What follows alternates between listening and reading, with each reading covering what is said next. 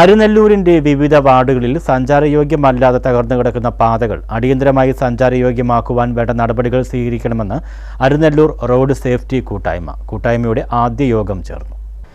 അരുനെല്ലൂർ road safety കൂട്ടായ്മയുടെ ആദ്യ യോഗത്തിൽ അരുനെല്ലൂരിലെ വിവിധ വാർഡുകളെ പ്രതിനിധീകരിച്ച് റോഡ് സേഫ്റ്റി കൂട്ടായ്മ സംഘടിപ്പിച്ചു.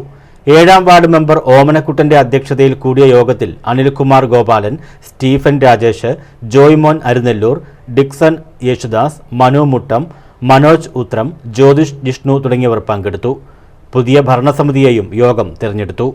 അരുനെല്ലൂരിന്റെ വിവിധ വാർഡുകളിൽ സഞ്ചാരയോഗ്യമല്ലാതെ തകർന്നു കിടക്കുന്ന പാതകൾ അടിയന്തരമായി സഞ്ചാരയോഗ്യമാക്കുവാൻ വേണ്ട നടപടികൾ സ്വീകരിക്കണമെന്ന് അധികാരികളോട് യോഗം ആവശ്യപ്പെട്ടു.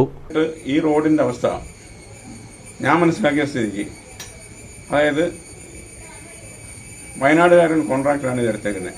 ഇത് എടപ്പള്ളി കോട്ടയിൽ നിന്ന് തുടങ്ങി അരുനെല്ലൂർ ബോട്ടിയിട്ട് വരെയുള്ള റോഡാണ്. അത് ഇപ്പോഴത്തെ MLA ശ്രീ സുജിത്ത് MLAയുടെ അച്ഛൻ വിജയണ്ണൻ കൊണ്ടുവന്നൊരു പ്രോജക്റ്റ്. അത് ഇപ്രാവശ്യമാണ് നടക്കുന്നത്. അപ്പോൾ ഇത് എന്തുകൊണ്ട് മുടങ്ങി പോയി എന്ന് ബഹുമാനപ്പെട്ട MLA ബോധ്യപ്പെടുത്തിക്കൊണ്ട് ഇത് പരിഹാരം ഉണ്ടാക്കണം. News bureau, Sasthamkotta.